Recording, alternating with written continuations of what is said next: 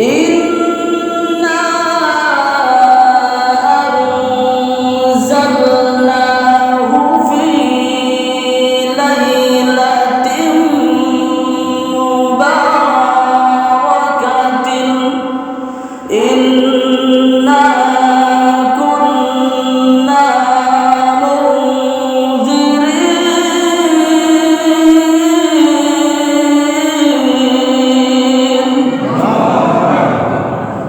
فيها يفرق كل أمر حكيم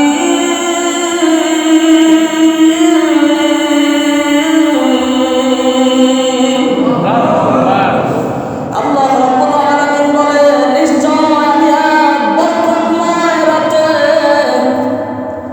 এই কোরআনুল কারীম নাযিল করেছি। এই রাতে আমি আল্লাহ সমস্ত গুরুত্বপূর্ণ ফয়সালা নির্ধারণ করি। আরো জোরে বলেন সুবহানাল্লাহ। রাতের নাম কি? জোরে বলেন। মুক্তির রাত। রাতের নাম কি? এটা কোরআন এবং হাদিস থেকে খুঁজে পাইতে চাইলে কি খুঁজতে হবে? আল্লাহ হাবিব বলেন, ইয়াত্তালিউল্লাহু ইলা খালকিহি ফি লাইলাতুন নিসফি মিন শাবান।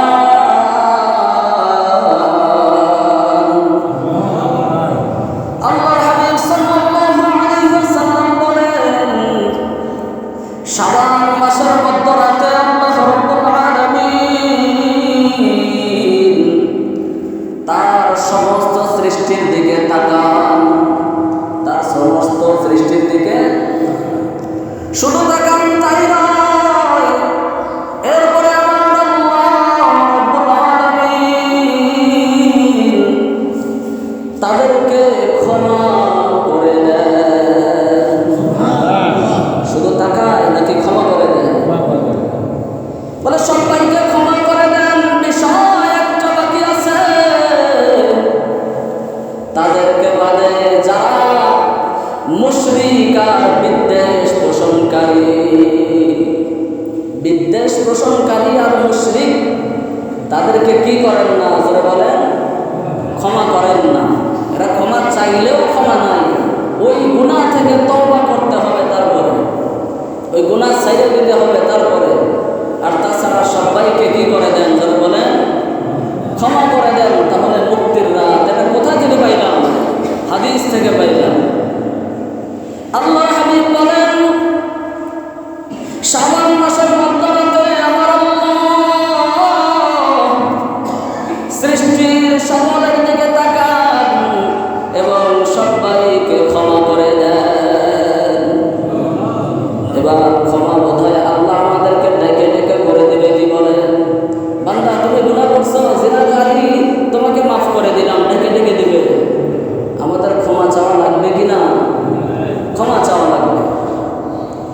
এই জন্য আল্লাহ রাব্বুল আলামিন কোরআনুল কারীমের মধ্যে, আয়াতের মধ্যে আমাদেরকে বলেন, ইন্না আনজালনাহু ফি লাইলাতিন মুবারাকাতিন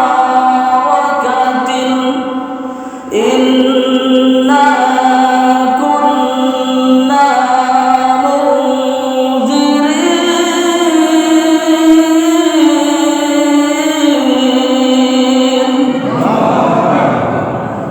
ফিহা ইউফরাকু কুল্লু আমরিন হাকীম।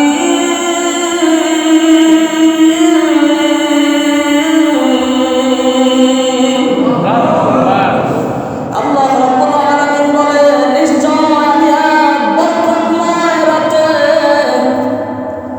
এই কোরআনুল কারীম নাযিল করেছি।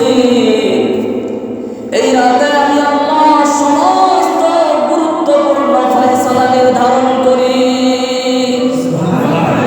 আরো জোরে বলেন সুবহানাল্লাহ। গুরুত্বপূর্ণ ফয়সালা নির্ধারণ করেন আল্লাহ। যে রাতে কোরআনুল কারীম নাযিল করেছেন। এবার আমাদের বোঝা দরকার এটা কোরআনের আয়াত, ফেলে দেওয়ার বিষয় নয়। অধিকাংশ মুফাসসিরিন ইকরাম বলেন আল্লাহ রাব্বুল আলামিন এখানে লাইলাতুল কদরের রাতের কথা বলেছেন। আর হাদিস শরীফের মধ্যে পাওয়া যায় কিছু সাহাবী কিছু তাবী বলেছেন এটা লাইলাতুল কদরকে নয়, আল্লাহ রাব্বুল আলামিন এটা শবে বরাত অর্থাৎ লাইলাতুল নিসফি মিন শাবানকে উদ্দেশ্য করে বলেছেন। তাহলে এবার যারা বলবে মুফাসসিরিন ইকরাম বলেছেন তো এটা লাইলাতুল কদর, এটাই আমল করব, এটা শবে বরাতে আমি আমল করব না, কারণ এখানে তো আরেকটা ইঙ্গিত আছে। কি বলেন, আছে না নাই? যারা বলেন আছে, তাহলে আমি বলবো সাহাবা আজমাইনের আমল কি ফালাই দেওয়ার মতো? যারা বলেন কিছু সাহাবা আজমাইন তো বলছে এটা শবে বরাতের রাত, হাদিসের মধ্যে স্পষ্ট এইটা মুক্তির রাত। তাহলে আমরা কিভাবে রাত থেকে গাফেল থাকতে পারি? এই জন্য বলি আল্লাহ রাব্বুল আলামিন যখন আমাদেরকে মুক্তির ঘোষণা করেছেন, ওইদিকে হাদিস শরীফের মধ্যে পাওয়া যায় আল্লাহর হাবিব সাল্লাল্লাহু আলাইহি ওয়াসাল্লাম বলেন ফরজ নামাজের পরে সর্বোত্তম নামাজ হলো তাহাজ্জুদের নামাজ। কোন নামাজ বলেন? তো যেহেতু শবে বরাতের কিছু ফজিলত পাওয়া যায়, আমরা এই রাতে বেশি বেশি আমল করতে কি নারাজ?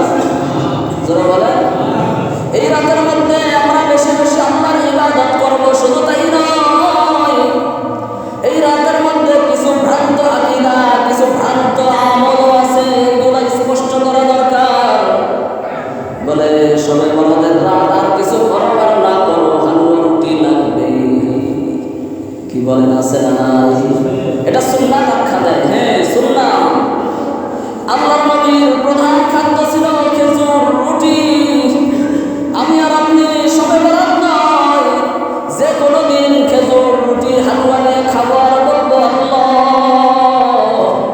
আমার নবী এই খাবার খাইতেন, আমি সেই জন্য এই খাবার খাইলাম, আমাদের সুন্নাত আদায় হয়ে যাবে। এটা কি শবে বরাতের সুন্নাত? না, এটা ভুল। আল্লাহর হাবিব সাল্লাল্লাহু আলাইহি ওয়াসাল্লাম মুক্তির আশায় বেশি বেশি ইবাদত করতেন, এই ইবাদতের মধ্যে বেশি বেশি দান করতেন। বেশি বেশি কি করতেন? জোরে বলেন। বেশি বেশি দান করতেন। তাহলে শবে বরাতের এত ফজিলত যেহেতু, তাহলে আমরা এই ফজিলত পাওয়ার জন্য বেশি বেশি দান করব। রাজি আছি তো? দান করব কাউকে কষ্ট দিয়ে নাকি কষ্ট ছাড়া? কষ্ট ছাড়া। এবার বোঝেন এই শবে বরাতের সময় আমরা রুটি বানায় খাইলে কি না যায়? হারাম, বিদআত। বলে ইবাদত মনে করিয়া, হ্যাঁ এইটা আমার ইবাদত মনে করলেই বিদআত, আর মনে না করলে কিছুই নয়, বিদআত নয়। বলে আমি একটা কথা স্পষ্ট বলি, শবে বরাতের রাত আমরা ইবাদত করব, এইটাই তো আসল। কি বলেন, ঠিক না বেঠিক? ইবাদত করব, ইবাদতকে সহজ করে দিব। বেশি দান তো সবসময় ফজিলত। কি বলেন, বেশি দানের ফজিলত আছে না নাই? ইবাদতের উদ্দেশ্যে আমরা যখন শবে বরাত উদযাপন করব, তখন আমার মা আমার বোনকে পাঠাইলাম চুলার উপরে যাও, সারাদিন রুটি বানাও। আমি আর আপনি পুরুষ মানুষ, এটা তো বুঝি না কত কষ্ট হয়। কি বলেন, কষ্ট আছে না নাই? সারাদিন রুটি বানাইয়া কষ্ট করিয়া ক্লান্ত। আল্লাহর নবী বলেন তাহাজ্জুদের নামাজের ফজিলত বেশি। আমার মা আমার বোন একজনকে 2টা রুটি দেওয়ার জন্য, 10 জনকে 20টা রুটি দেওয়ার জন্য একাই কষ্ট করলো, বোঝা চাপাইলাম। বিনিময় কি হয় জানেন? বিনিময় আমার মা আমার বোন আমার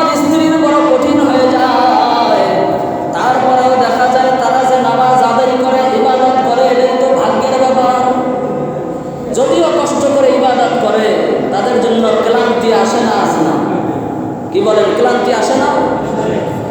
তাদের জন্য রাত্রিবেলা যখন আল্লাহর দরবারে দাঁড়ায়, সারাদিন চুলার উপরে থাকার পরে অনেক মা বোন রোজা রাখে, রোজা রেখে সারাদিন চুলার উপর, এরপরে রাত্রিবেলা যখন দাঁড়ায় তারা ইবাদত করবে কি, শরীর ক্লান্ত হয়ে যায় কি, বলেন ঠিক না বেঠিক? এ বোঝা চাপাবো কেন? কি দরকার? আমাদের ওই 14 নম্বর দিন 15 নম্বর রাতেই খাওয়া লাগবে এমন? ওই দিন তো রোজা রাখার দিন। হ্যাঁ, আপনি অল্প করে বা খাওয়ান, সমস্যা নাই, বেশি করে গরুর গোশত নিয়ে এসে ভালো রান্না করে মানুষকে খাওয়াইলে কি গুনাহ হবে? খরচ বেশি হবে, কি বলেন? তো বেশি দাম করেন, সাহায্য করেন, যদি তরকারি আর ভাত রান্না করে দেন, তাহলে আমার মা বোন, আমার স্ত্রীর সহজ হবে না কঠিন হবে? সহজ হবে। আর এই যে রুটি দিন করা ঠেলতেছে, কি কষ্ট! এই যে কষ্ট, ইবাদত মনে করলে বিধান, ইবাদত মনে না করলে কোনো কিছুই না, সমস্যা নাই, খাইলে গুনাহ হবে এমন ফতুয়া না। তাহলে এবার বোঝা যায় মা বোনদেরকে সহজ করার দরকার আছে না না? জোরে বলে। শুধু এই কাজে কেন, সব কাজেই। তাহলে আমরা ইবাদতের জন্য কি করব? বলে আমার হারাম কাজে কিছু জড়িত হয়, বলে সবে বরাত ভাগ্য রজনী আজকে রাতে যত আনন্দ করবা, সারা জীবন তোমরা আনন্দ বেশি করতে পারবা। এই জন্য কিছু বাচ্চারা, কিছু মানুষ আছে যারা আতশবাজি, তারপরে কি ফটকা ফুটায়, এইরকম আনন্দ উদযাপন করে কি করে না? জোরে বলে। যদি আতশবাজি করে, ফটকা ফুটায়, তাহলে তাদের কি হবে? বলে এটা হারাম। সবে বরাতের রাত আল্লাহর কাছে ইবাদতের জন্য, আল্লাহর কাছে মুক্তি চাওয়ার জন্য। আল্লাহর হাবিব সাল্লাল্লাহু আলাইহি ওয়াসাল্লাম বলেন, ও আমার উম্মতেরা শোনো, সবে বরাত শাবান মাস মধ্যে হওয়ার কারণে, রজব আর শাবান মাস, রজব আর রমজান মাসের মাঝখানে, সবে বরাতের মাস শাবান মাস মাঝখানে হওয়ার কারণে মানুষ কি করে? মানুষ শাবান মাসকে অবহেলা করে। অথচ শাবান মাসে আল্লাহ রাব্বুল আলামিনের কাছে বান্দার সমস্ত আমল পেশ করা হয়। বলে আমি নবী বেশি বেশি শাবান মাসে রোজা রাখি, কেন জানো? আমার আমল আল্লাহর কাছে যখন পেশ করা হবে, আমি চাই আমার